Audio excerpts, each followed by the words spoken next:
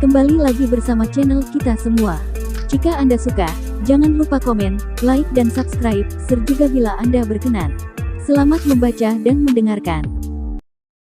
Perintah Kaisar Naga, Bab 4400-4405. Saat telapak tangan wanita itu menyentuh formasi di pintu masuk gua, seluruh formasi mulai bergetar. Seiring dengan guncangan hebat pada formasi yang menutup pintu masuk gua mulai terbuka perlahan. Ini mengejutkan Dev. Tanda di telapak tangan wanita ini begitu kuat. Formasi ini tidak dipatahkan secara paksa, tetapi retak secara langsung.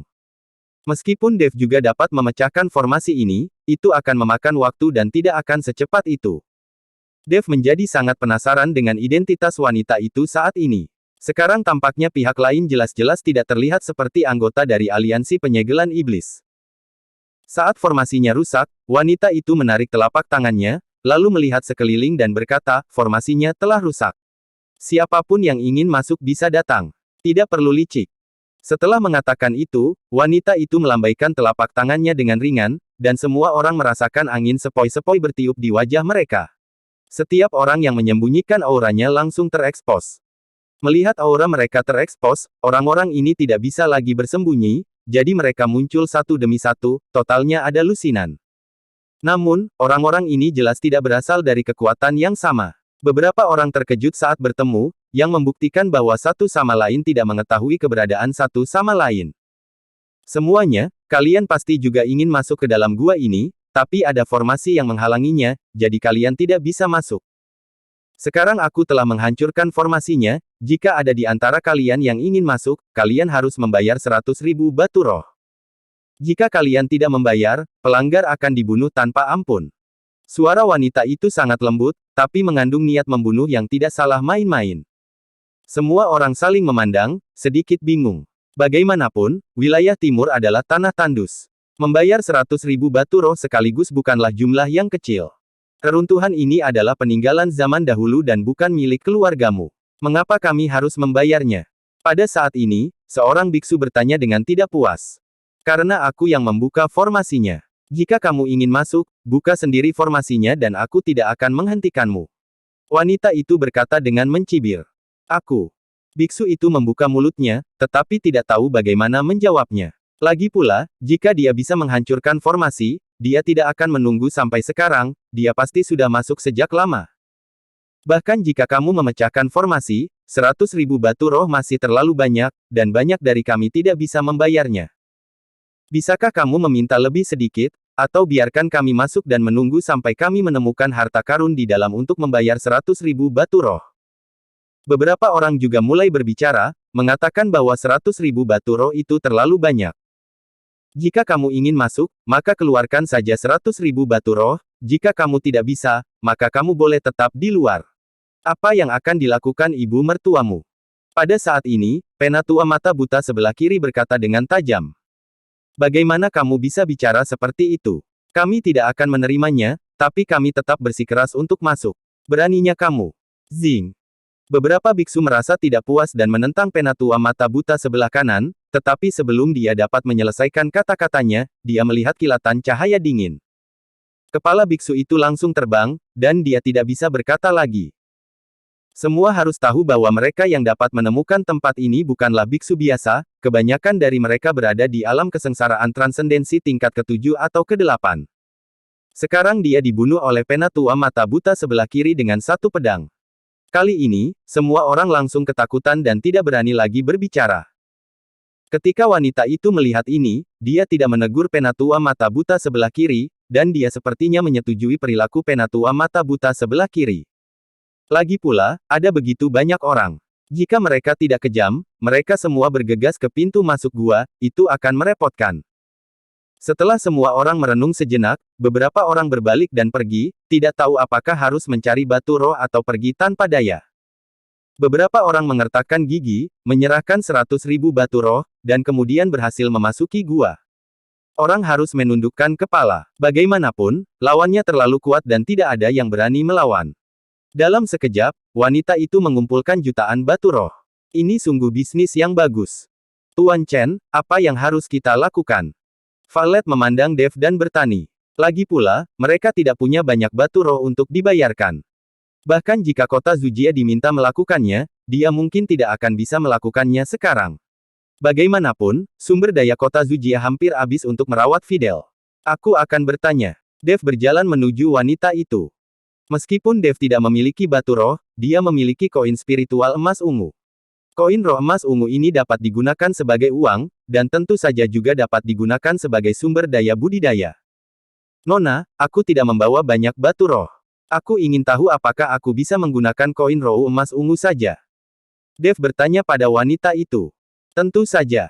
Setelah wanita itu selesai berbicara, dia mengulurkan tangannya ke arah Dev.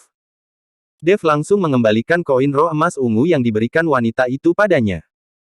Wanita itu memegang koin roh emas ungu dan tersenyum tipis dan berkata, "Kamu boleh masuk. Aku memberimu koin roh emas ungu ini hanya untuk memberimu kesempatan untuk masuk. Lagi pula, orang-orangku bersikap kasar padamu sebelumnya." Dev tertegun sejenak, lalu dia tersenyum pahit dan berkata, "Lalu kenapa kamu repot-repot memberiku koin roh emas ungu? Kenapa kamu tidak mengizinkanku masuk saja secara gratis?" "Tidak apa-apa, ini aturannya. Kamu tidak bisa melanggar aturan." Wanita itu menggelengkan kepalanya. Dev tidak bisa menahan tawa, dia merasa wanita ini cukup manis, dan dia sangat manis sehingga dia sedikit keras kepala. "Lalu kedua temanku." Dev menunjuk ke arah Yulian dan mengikuti Valet.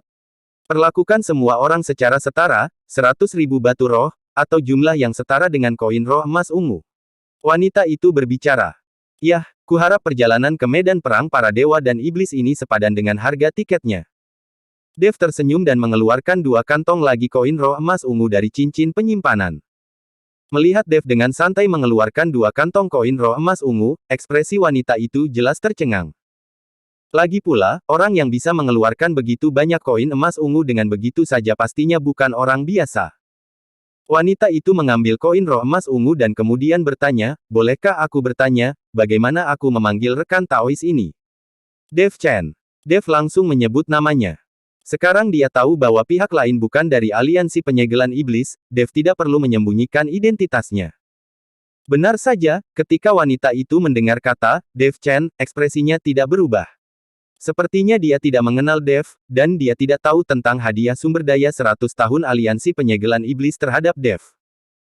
Melihat ekspresi wanita itu, Dev akhirnya menghela nafas lega. Wanita itu bukan dari aliansi penyegelan iblis, dan dia tidak tahu tentang urusannya sendiri.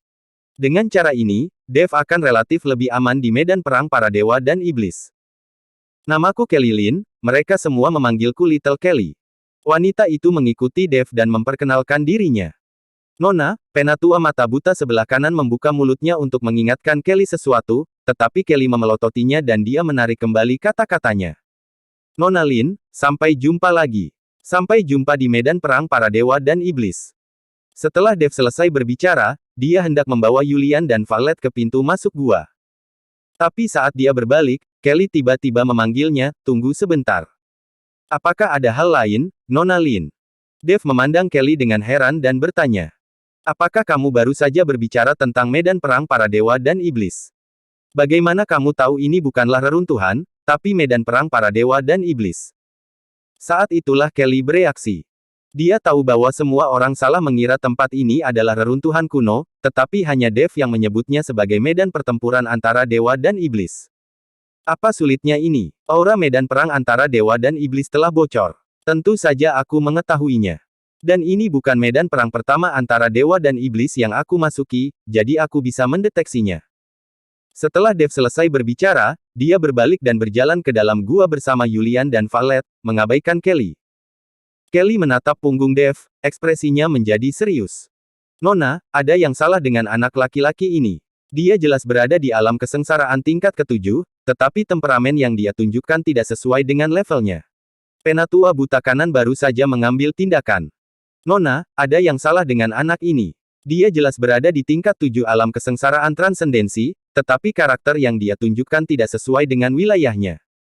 Penatua Zuo baru saja bergerak. Jika itu adalah biksu tingkat 7 alam kesengsaraan transendensi biasa, dia pasti sudah lama takut dan buang air kecil, tetapi orang ini tidak takut, dia bahkan mengaktifkan kekuatan sihir pelindung tubuh dalam sekejap.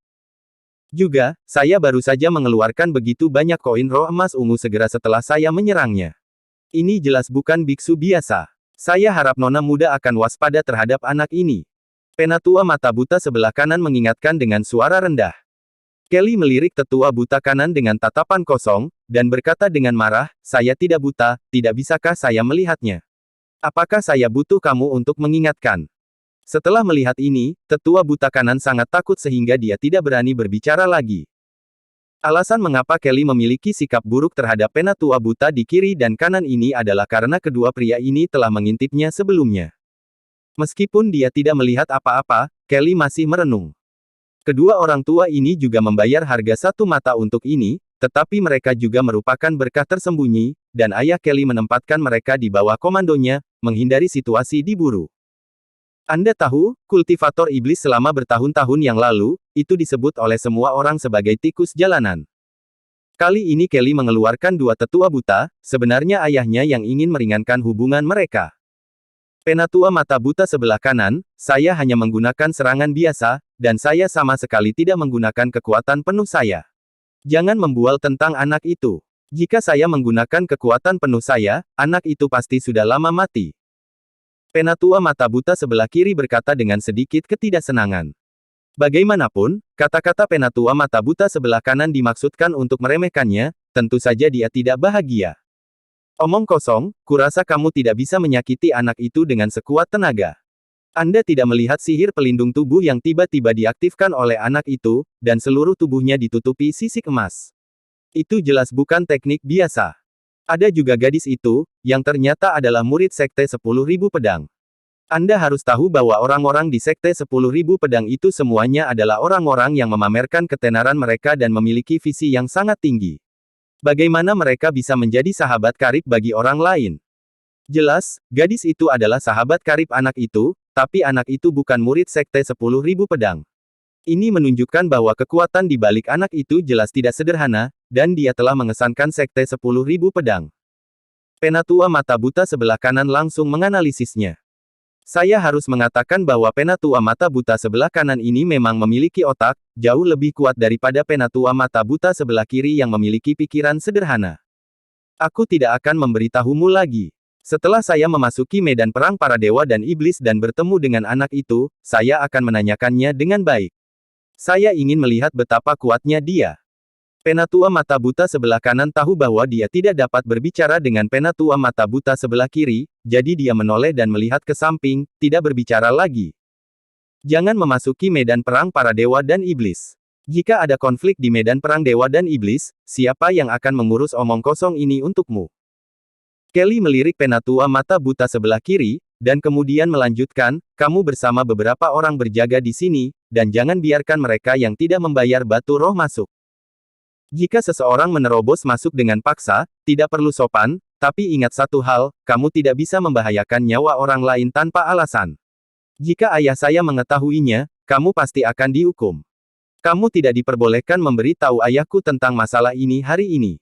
Dia memiliki hati bodhisattva dan tidak dapat melakukan sesuatu yang besar. Kelly memberi tahu semua orang bahwa sudah jelas bahwa apa yang terjadi hari ini adalah perbuatannya sendiri, dan ayahnya sama sekali tidak mengetahuinya. Nona, jangan khawatir, kami tidak akan pernah mengatakannya. Penatua mata buta sebelah kanan buru-buru berkata.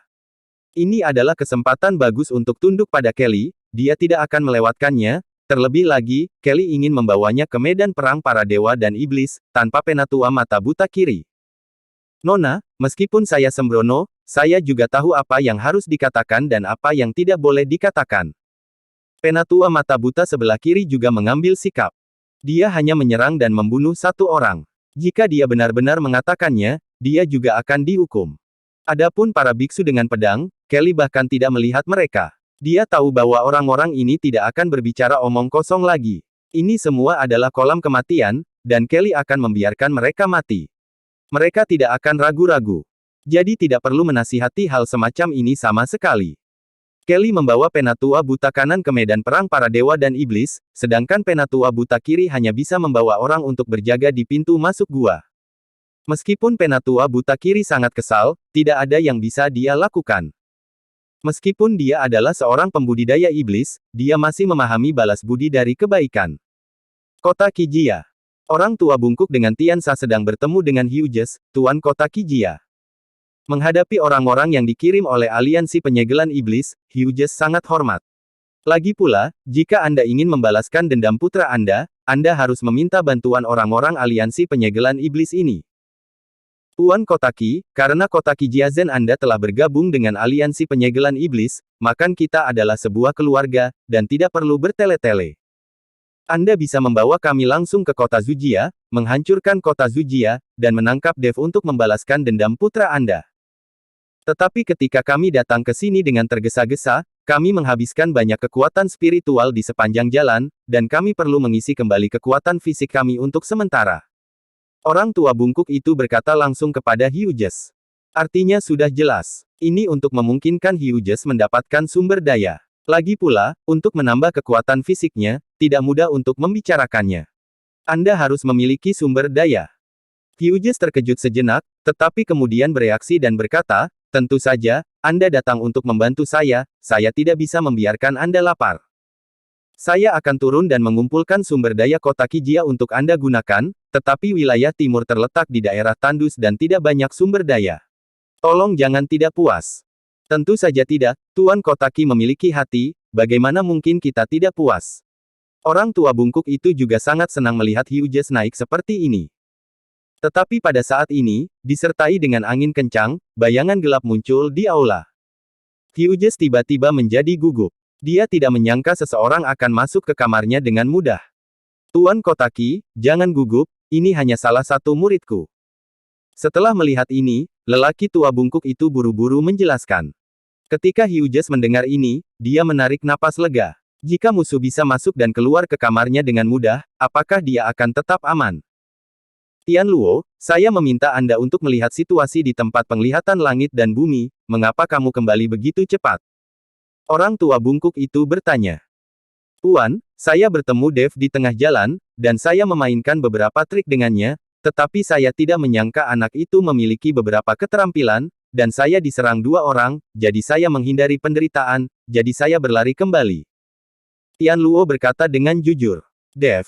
Hughes sangat marah ketika mendengar kata-kata Dev, dan kemudian tiba-tiba berlutut ke arah lelaki tua bungkuk itu, saya juga meminta guru surgawi untuk segera membunuh Dev itu dan membalaskan dendam putra saya. Adapun sumber dayanya, saya bersedia memberikan semua sumber daya kota Kijia. Lelaki tua bungkuk itu dengan lembut mendukung Hughes dengan telapak tangannya, dan kemudian langsung mendukung Hughes, dan kemudian berkata, Tuan Kotaki, jangan khawatir, tunggu aku bertanya dengan jelas, sekarang kamu dan aku adalah sebuah keluarga, tentu saja kamu tidak perlu mengatakan lebih banyak tentang pembunuhan Dev. Setelah berbicara, lelaki tua bungkuk itu memandang Tian Luo dan bertanya, Tian Luo, ceritakan secara detail apa yang terjadi. Tian Luo mengikuti lelaki tua bungkuk itu secara detail dan mengatakannya lagi. Orang tua bungkuk itu sedikit mengerutkan kening dan berkata, sepertinya Dev ini juga berlari ke tempat penglihatan langit dan bumi. Diperkirakan pasti ada yang aneh dengan tempat itu. Ketika Hughes di samping mendengar ini, wajahnya menjadi sedikit tidak wajar. Ada reruntuhan di Gunung Zilu. Kota Kijia mereka telah mencari pintu masuk selama 100 tahun, tetapi mereka belum mengetahuinya. Sekarang mereka akhirnya memiliki sedikit alis, tetapi mereka tidak menyangka penglihatan langit dan bumi menarik begitu banyak orang. Bahkan jika pintu masuknya ditemukan kali ini, reruntuhannya mungkin tidak ada hubungannya dengan kota Kijia mereka. Tuan Kotaki, tahukah Anda di mana penglihatan langit dan bumi pada hari itu? Orang tua bungkuk itu bertanya. Saya. Hughes tidak tahu bagaimana menjawabnya, haruskah dia mengikuti lelaki tua bungkuk di depannya tentang reruntuhan. Dan tepat ketika Hughes tersandung dan tidak tahu bagaimana menjawabnya, tiba-tiba seorang biksu dari kota Kijia buru-buru berlari masuk. Tuan kota, ini tidak bagus. Pintu masuk ke reruntuhan Gunung Zilu ditemukan dan dibuka, dan Dev juga ada di dalamnya. Biksu itu berkeringat deras, dan dia seharusnya bergegas kembali untuk melaporkan berita itu. Hughes ingin menghentikan pihak lain berbicara, tapi sudah terlambat. Tuan Kotaki, apa yang terjadi? Apa yang dimaksud dengan reruntuhan? Pria tua bungkuk itu sedikit mengerutkan kening. Guru surgawi, dikabarkan ada dunia lain di Gunung Zilu, dan ada juga peninggalan kuno di sana. Itu dicatat dalam buku-buku kuno kota Kijia. Hanya saja selama hampir 100 tahun, pintu masuk ke reruntuhan belum pernah ditemukan. Sekarang penglihatan langit dan bumi sering muncul, itu seharusnya terkait dengan reruntuhan. Sekarang pintu masuk ke reruntuhan telah ditemukan dan dibuka, saya yakin pasti ada banyak harta karun di dalamnya. Hughes hanya bisa mengatakan yang sebenarnya tanpa daya. Mendengar ini, mata lelaki tua bungkuk itu tiba-tiba bersinar dengan emas. Tuan Kotaki, di mana buku-buku kuno itu? Bawakan untukku untuk diperiksa dengan cermat, kata orang tua bungkuk itu. Guru, sekarang reruntuhan telah ditemukan dan dibuka, Anda hanya menunda waktu jika memeriksa buku-buku kuno itu, saya khawatir semua hal baik telah diambil. Tiansa berkata dengan cemas. Ya, Guru, kita harus pergi secepatnya, dan Dev juga ada di sana, tepat pada waktunya untuk menangkap Dev itu bersama-sama. Tian Luo juga mendesak. Tian Luo Tianxia, kalian berdua pergi ke reruntuhan dulu. Dengan kekuatan kalian berdua, sama sekali tidak ada masalah untuk menangkap Dev. Tapi cobalah untuk tidak berkonflik dengan orang lain, tahan dirimu. Hari itu, penglihatan tentang bumi menonjol dan pintu masuk ke reruntuhan muncul. Ini sama sekali tidak sesederhana itu. Saya harus memeriksanya agar tidak menjadi jebakan. Orang tua bungkuk itu sangat berhati-hati, dia takut penglihatan langit dan bumi yang tiba-tiba ini akan ditujukan kepada mereka lagi. Lagi pula, terlalu kebetulan bahwa hal semacam ini terjadi ketika mereka datang. Oke, kalau begitu kami berdua akan menjelajahi jalannya terlebih dahulu, dan ngomong-ngomong, Dev akan kami tangkap. Ketika Tian Luo mendengar ini, dia berkata dengan gembira. Tanpa pengikut ketua aliansi, mereka berdua dapat melakukan apapun yang mereka inginkan, dan tidak perlu dibatasi. Dengan kekuatan mereka berdua, di tempat di wilayah timur ini, yaitu alam Mahayana tingkat 2, mereka hampir tak terkalahkan. Bukankah lebih bagus jika Anda benar-benar dapat menemukan beberapa harta karun di reruntuhan dan menyembunyikannya secara pribadi? Orang tua bungkuk itu bisa melihat pikiran Tian Luo sekilas, tapi dia tidak melanggarnya. Sebaliknya, dia berkata kepada Tiansa, Tiansa, ada beberapa hal yang proporsional, kamu bisa lebih memahaminya, jangan terlalu sembrono. Jangan khawatir, Guru. Tiansa mengangguk. Setelah Tianxia dan Tian Luo pergi, mereka menuju Gunung Zilu. Kecepatan mereka berdua sangat cepat, dan perawakan mereka cepat berlalu. Pada saat ini, di pintu masuk medan perang dewa dan iblis di Gunung Zilu, Penatua buta kiri sedang duduk bosan di atas batu besar, menggigit biji melon.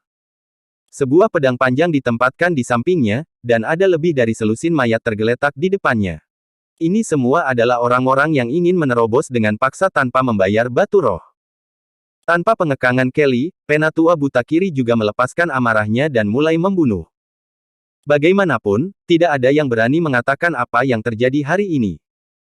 Saat Penatua buta kiri dengan santai menggigit biji melon, tiba-tiba dua bayangan datang dengan cepat, ditemani oleh dua bayangan pada saat yang sama ada gelombang kejut aura yang tak terlihat menghantam. Ini karena kecepatan mereka berdua terlalu cepat, dan gelombang kejut yang dihasilkan, di bawah gelombang kejut ini, bebatuan pecah satu demi satu. Penatua buta kiri mengerutkan kening, dan dengan lambaian tangan besarnya yang lembut, dia langsung menghancurkan gelombang kejutnya. Kedua bayangan ini persis seperti dua orang, Tianxia dan Tian Luo yang datang dengan cepat. Ketika mereka sampai di pintu masuk gua, mereka turun dari udara. Penatua buta kiri segera bangkit dengan pedang dan saling menatap. Pada saat ini, Penatua buta kiri tidak lagi memiliki ekspresi santai di wajahnya. Bagaimanapun, kekuatan Tianxia dan Tian Luo juga tidak lemah. Keduanya adalah kekuatan dari tingkat kedua di alam Mahayana. Kekuatan seperti ini jarang terlihat di wilayah timur, dan lawannya masih kultivator iblis yang sama dengannya. Tidak mudah bagi kultivator iblis untuk mencapai level ini. Anda harus tahu bahwa kultivator iblis memiliki ruang hidup yang sangat sedikit di dunia surga dan manusia, dan tidak banyak sumber daya yang dapat diperoleh, sehingga tidak mudah untuk berkultivasi ke alam Mahayana. Setelah Tian Luo dan Tianxia melihat Penatua buta kiri, mereka juga terkejut. Mereka tidak menyangka akan bertemu dengan rekan satu ras mereka. Dan aura di tubuh lawan sangat menakutkan, mereka sama sekali tidak bisa mengetahui wilayah lawan. Tiansa melengkungkan tangannya ke Penatua buta kiri, seolah-olah dia menyapa, dan kemudian dia akan membawa Tian Luo ke pintu masuk gua. Tapi Penatua buta kiri mengulurkan tangannya dan menghentikan mereka berdua. Rekan Taois, saya tidak tahu kenapa Anda menghentikan kami, ada apa? Tiansa bertanya. Jika kamu ingin masuk, semua orang harus membayar 100.000 batu roh. Penatua buta kiri berkata. Bayar 100.000 batu roh. Tian Sha dan Tian Luo terkejut. Mereka semua dikirim ke penjara bawah tanah dan menjadi anjing untuk aliansi penyegelan iblis. Di mana ada 100.000 batu roh. Siapa kamu? Apakah gua ini rumahmu? Mengapa saya harus memberi Anda batu roh? Tian Luo bertanya dengan tidak puas. Kamu tidak peduli apakah itu rumahku atau bukan, tapi kamu harus membayar harganya, jika tidak, kamu tidak akan bisa masuk. Penatua Zuo Blaine memiliki sikap yang sangat keras. Tian Luo mengerutkan kening, dan langsung memegang satu tangan di pedang berwarna merah darah. Orang tua ini sangat luar biasa, bukankah ini perampokan penghalang jalan? Setelah melihat ini, Tian Sha buru-buru menekan lengan Tian Luo, dan kemudian berkata kepada Penatua buta kiri dengan senyum di wajahnya, "Rekan Taois, tidak mungkin bagi kami untuk membawa begitu banyak batu roh ketika kita pergi keluar, dan demi fakta bahwa kita semua adalah kultivator iblis, biarkan kami berdua masuk." Tidak, ini aturan, tidak bisa dilanggar. Penatua buta kiri berkata. Bahkan wanita tertua Kelly tidak bisa melanggar aturan, tentu saja dia tidak berani.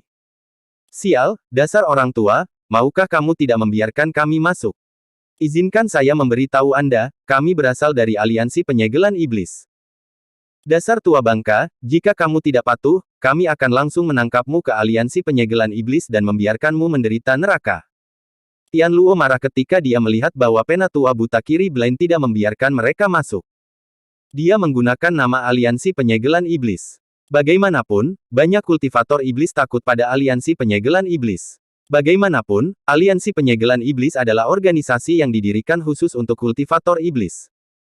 Begitu Tian Luo mengatakan bahwa mereka adalah anggota aliansi penyegelan iblis, kemarahan Penatua buta kiri meroket dalam sekejap. Sial, ternyata kamu adalah anjing dari aliansi penyegelan iblis, dan tindakan kalian telah menjadi aib yang memalukan bagi ras iblis. Kalian, cih. Penatua buta kiri benar-benar meludahi Tian Sha dan Tian Luo dengan keras. Kamu sialan. Tian Luo tiba-tiba menjadi marah, dan langsung menghunus pedangnya yang berdarah dan menebas langsung ke Penatua buta kiri. Orang lain begitu menghina dirinya, dan dia tidak bisa menahannya. Penatua buta kiri juga marah. Melihat Tian Luo berani melakukannya pada dirinya sendiri, dia sangat marah. Dia juga menebas pedang panjang di tangannya, dan langit yang penuh dengan cahaya pedang meledak di depannya. Setelah melihat ini, para biksu dengan pedang langsung mencabut pedang panjang mereka dan mengepung Tian Sha. Meskipun kekuatan orang-orang ini jauh berbeda dengan Tian Sha, biksu dengan pedang ini tidak memiliki rasa takut sedikit pun, dan mereka tidak memiliki ekspresi apapun di wajah mereka. Tian Sha melihat beberapa biksu dengan pedang dan merasa sedikit tidak enak. Jelas bahwa keadaan para biksu ini terlalu tidak biasa, dan sekte biasa mungkin tidak dapat melatih orang-orang seperti itu. Bersambung.